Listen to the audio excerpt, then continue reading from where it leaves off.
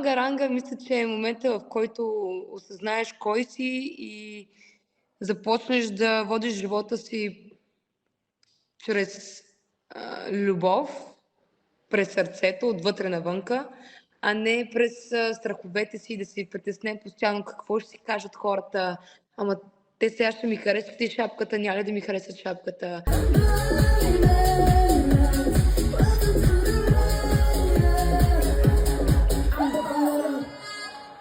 Първо, преместих се в Атина да живея тук за месец и половина. Това смятам, че беше основната причина да успея да се справя чисто ментално с това, което ми се е случило в България като хейт вълна. Дори положителните коментари могат а, да те накарат да изгубиш фокуса. Фокусът е много важен, за да можеш да свършиш работата добре. Ако искаш да ставаш а, да се занимаваш с шоу бизнес, ти си постоянно в окото на бурята.